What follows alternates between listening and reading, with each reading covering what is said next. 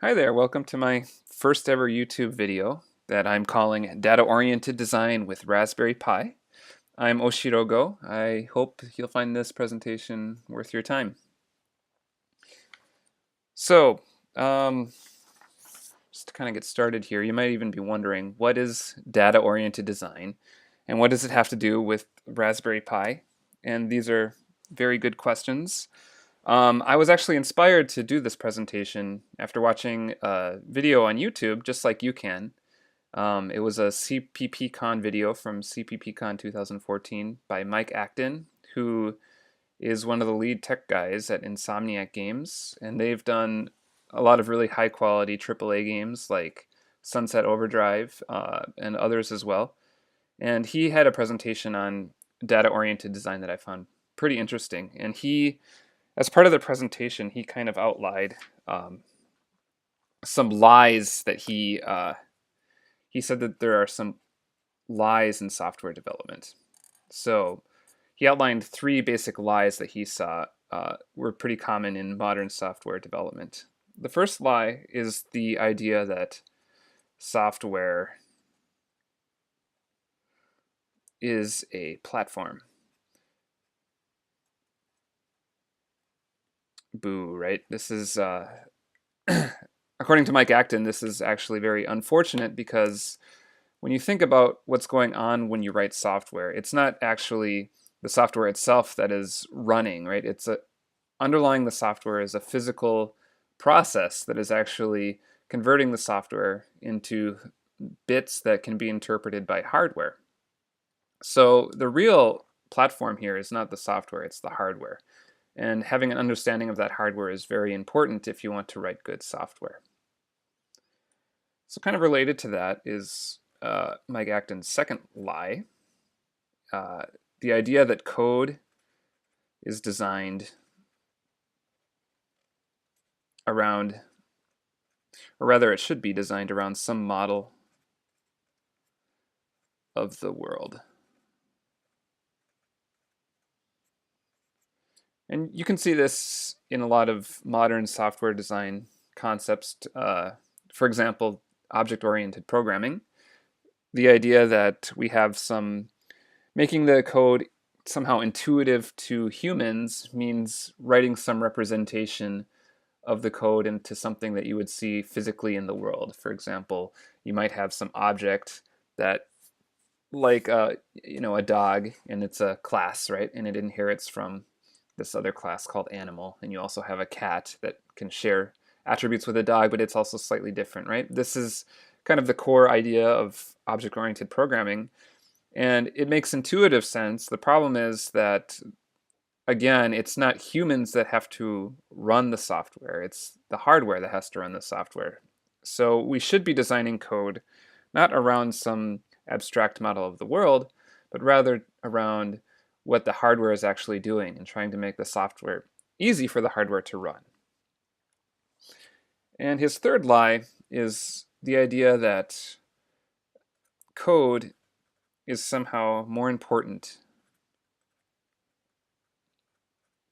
than data.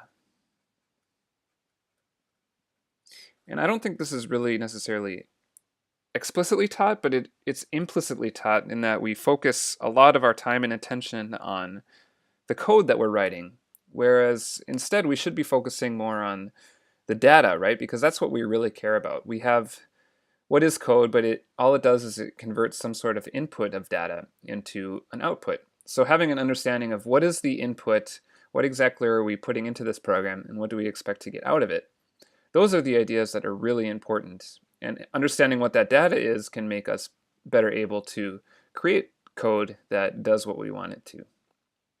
So these three lies are all kind of related. The basic theme being understanding hardware is very important for writing good, high-performing quality software. So I was watching this, and it was a humbling moment for me because I have to admit I fell victim to some of these lies as well. So I thought, well, let's take this philosophy home a little bit, and I want to try and become a better software programmer. So I want to understand hardware better. And I got to thinking, well, where's a good place to start with understanding hardware? And I think a great place to start is with the Raspberry Pi. Um, if you don't know what it is, it's a great you can get it online for maybe $50. And mine is the 3 Model B, which has quad core ARM processor, which is it's a A53 Cortex processor, which is something that you might find in an off-the-shelf Android device like the Samsung Galaxy or Sony Xperia.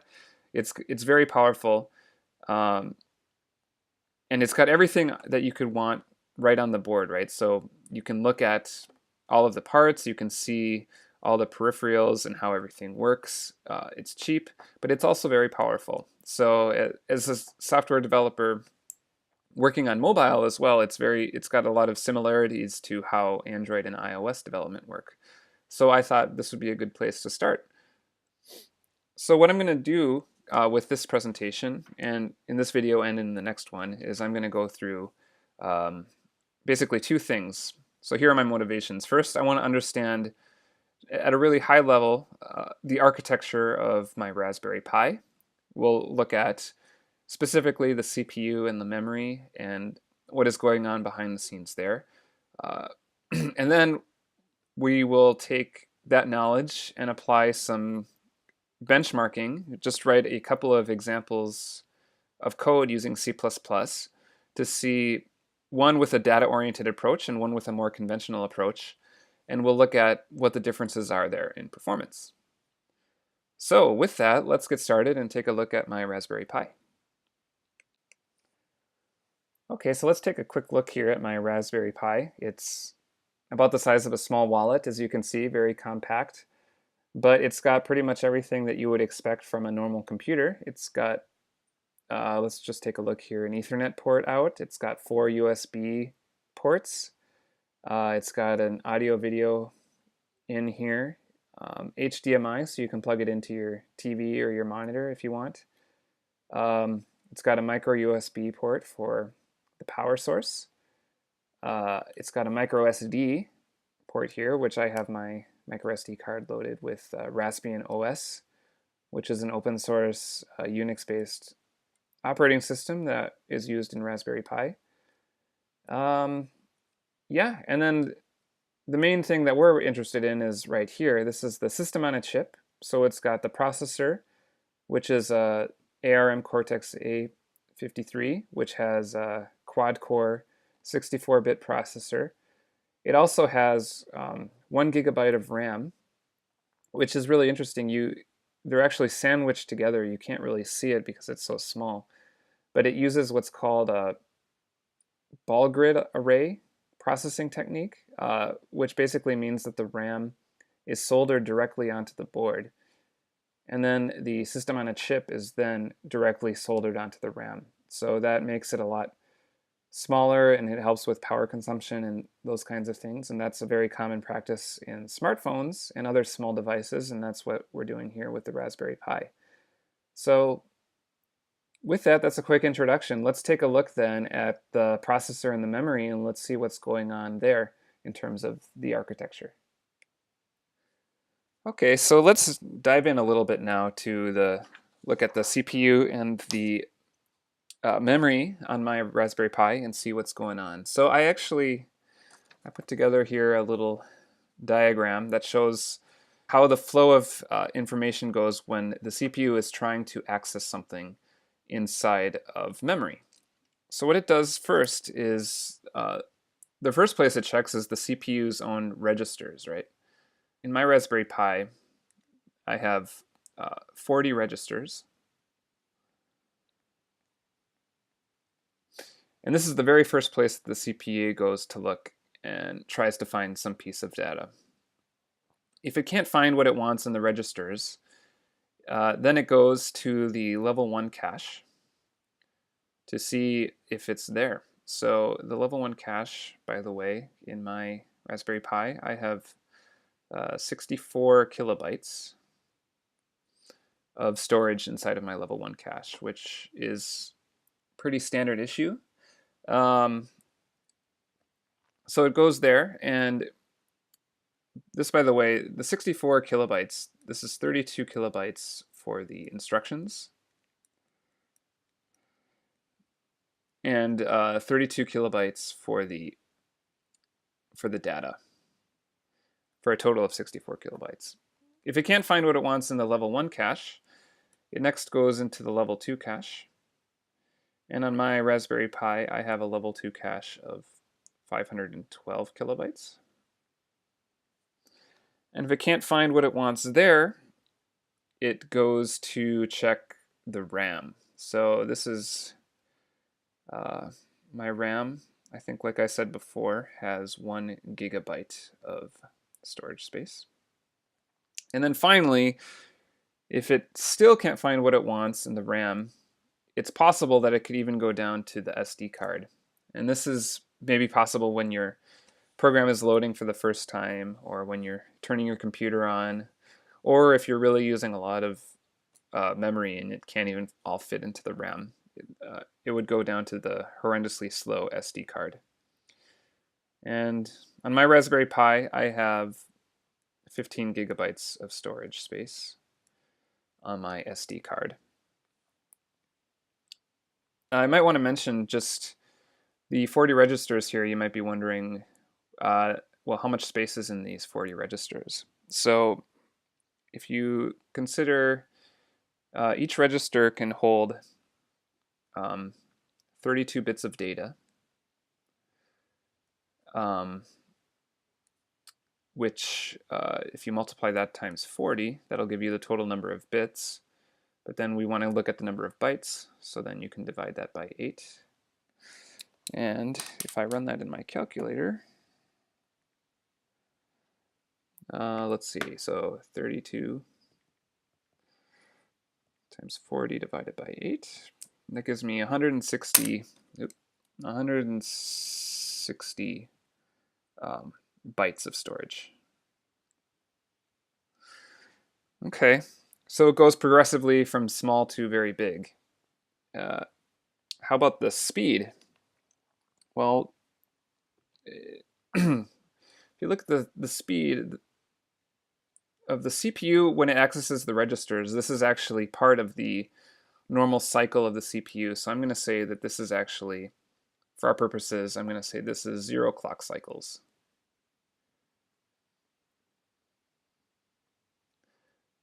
On the CPU.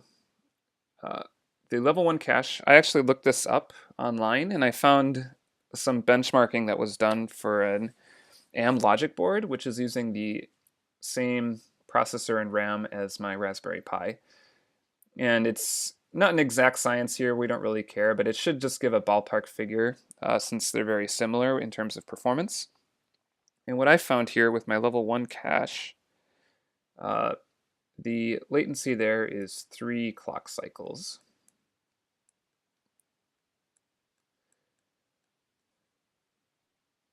For the level 1 cache. The level 2 cache, this is 15 clock cycles of latency.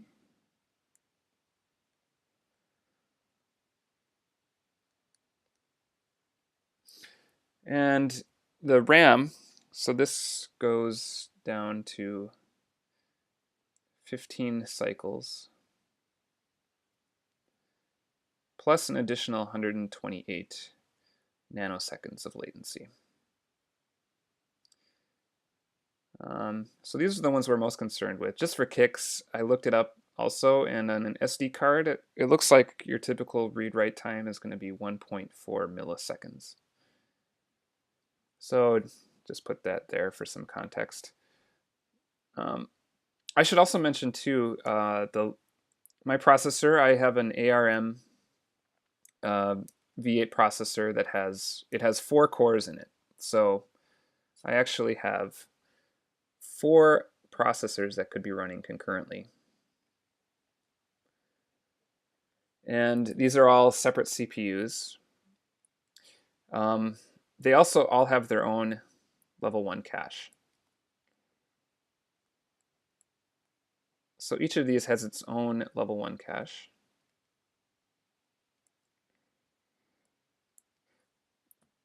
And once you get past the level 1 cache, Everything else from the level 2 cache on down, this is all shared.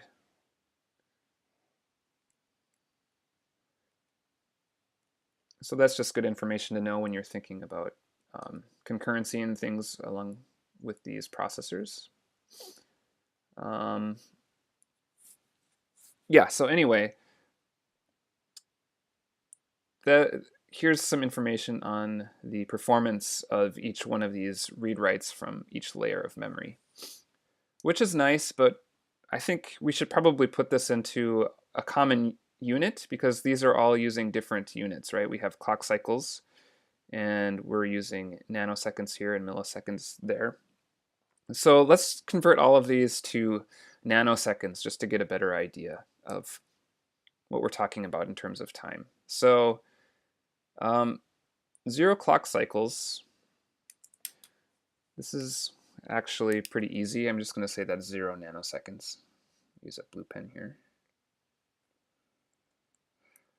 Okay, so that's easy. How about 3 clock cycles? How fast is this? Well, to know this, we need to know how fast a clock cycle is. And on my Raspberry Pi, my CPU is running at 1.2 gigahertz, which is the same as saying that in 1 second, it can do 1.2 billion clock cycles, which means that 1 clock cycle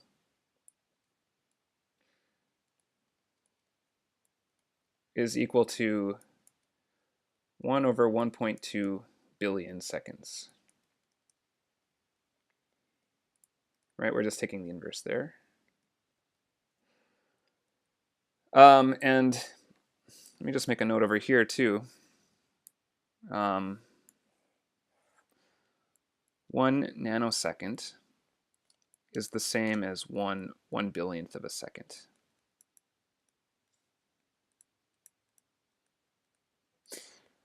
So this is the same as saying 1 clock cycle is equal to 1 over 1.2 nanoseconds, right?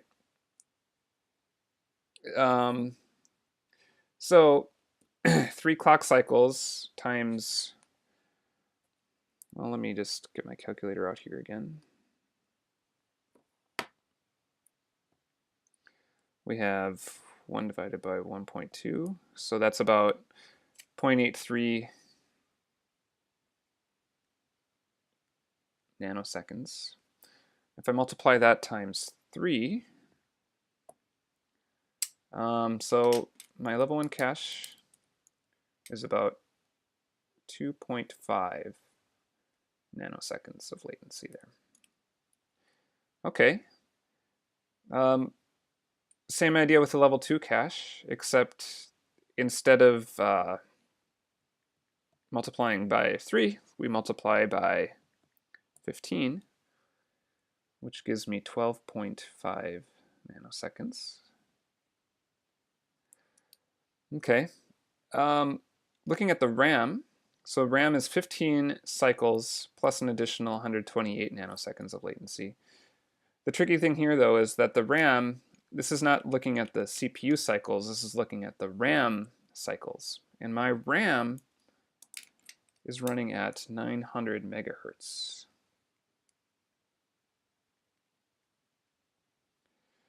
So that means that 1 cycle is equivalent to 1 over 0.9 billion seconds,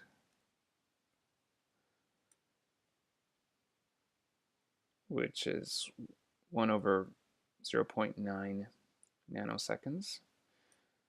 So if I just, my calculator here, I do 1 divided by 0.9, multiply that times 15,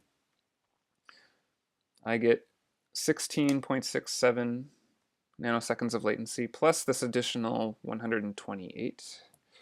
So my RAM has a latency here of about 144.67 nanoseconds.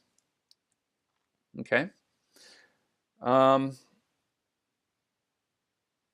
finally, the SD card, just for kicks, it's 1.4 milliseconds. So how fast is a millisecond? A millisecond is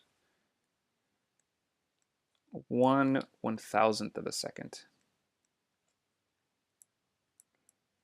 So we want to convert that into nanoseconds. So to do that, since a nanosecond is a billionth of a second, we can divide a billion by 1,000. So that gives us 1 million. So this is equivalent to 1.4 million nanoseconds.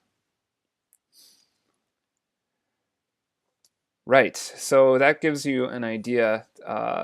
As you can see, as we go from CPU on up, we have bigger and bigger storage capacity, but then the trade-off is we're also getting slower and slower. We go from 0 to 2.5 to 12, 144 to 1.4 million. So you can see it's about an order of magnitude. Well, here is several orders of magnitude, but from each level up, you're getting an order of magnitude slower. And you're also getting, well, here, again, this is more than one order, but you're basically getting an order of magnitude or two larger for each step up as well. So just for context too, I thought it might be fun. Let's see. Here we go. I got my ruler just to kind of visualize how fast this really is. So if we look at, I'm going to make 1 nanosecond equal 1 centimeter on my ruler here. And so starting with 0, so the CPU access time is here. If we want to look at the level 1 cache, that's about 2.5 centimeters. So that's level 1. If we look at the level 2 cache, that's 12.5 centimeters. So I'm going to go all the way up here. So that's how slow level 2 cache access is. And then for the RAM, this is 144 nanoseconds. So I don't know. So my ruler is only 15 centimeters long, but if I do 14 centimeters 10 times, that can give you an idea for the RAM. So let me just do that. So RAM access. 2, 3, 4, 5, 6, 7, 8, 9, 10, plus an additional 4 centimeters there. There we go. So this is RAM right here. So you can see, and we'll look at this too when we do the software benchmarking, but the real trick is going to be level 1 and level 2 cache. Really, the difference isn't that great, but if we look at the L2 to RAM, that is a huge difference. So focus on this. If we can look at how we can write our software to avoid accessing the RAM, then we can have much better performing software.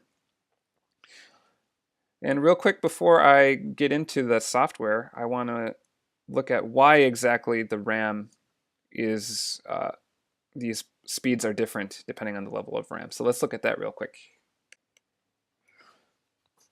So why is the RAM so much slower than the level 1 and level 2 cache?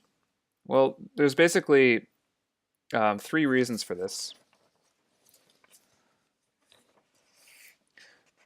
Reason number 1 is the fact that the RAM just happens to be farther away physically from the CPU than the level 1 and level 2 cache. They are actually built into the same chipset as the CPU itself. So just by sheer proximity, that makes the level 1 and level 2 cache faster. Another reason is the smaller size. When you have a smaller cache, that means that you're going to have a higher hit rate and a smaller miss rate, and that means that the information that you find, if you can keep it in as small a space as possible, then you're going to be dealing with better performance. And the other factor is just the fact that it's using different technology. So you have basically with memory, with volatile memory, there are two types of technology. One is SRAM and one is DRAM. So the SRAM, this is what's used in the level 1 and level 2 cache. And the DRAM, this is what's used in the ordinary RAM. And S, this stands for static, versus D, which stands for dynamic. So what are the differences between static and dynamic? Well, the main difference, first of all, the static, this takes 4 to 6 transistors, depending on the implementation, to represent 1 bit. So with 1 bit of information, you're going to need 4 to 6 transistors to make that bit. As opposed to dynamic, this actually uses 1 transistor and then 1 capacitor. And how it works is basically, I'm not an electrical engineer, but this is my understanding of it. You have basically a capacitor is like a way of storing energy. So you send the capacitor a charge, and that will fill it up. And you can say if the charge amount is above a certain amount, this would be a 1 versus a 0, for example. And the problem with this is, and the reason why this is called dynamic RAM, is because this charge doesn't stay forever. It eventually will leak out. So give it a few seconds, and this thing, there's a good chance that it doesn't represent what you intended it to represent anymore. So that means that you have to continually feed, you have to continually reset these values and make sure that this is 1, okay, let's just charge it again and make it a 1. And you have to keep doing that regularly, otherwise you lose your information. Whereas opposed to static RAM, which as long as you feed it an electrical current, once you set the bit, it doesn't have to be updated periodically. So that makes this faster. The reason why you would do this in your normal RAM is because this is actually a lot smaller. You only have 1 capacitor and 1 transistor, and it's also cheaper. So that means you can make bigger size RAM with this kind of technology as opposed to this, which needs 4 to 6 transistors. So this is really good where speed is very important, and this is good where price and size are more important. So that's why you're going to have DRAM in your RAM and SRAM in your level 1 and level 2 cache. So that's pretty much the introduction to the architecture. Now in the next video, I'll take a look at some sample code, and let's take a look at what the performance differences are going to be. Thank you for your time.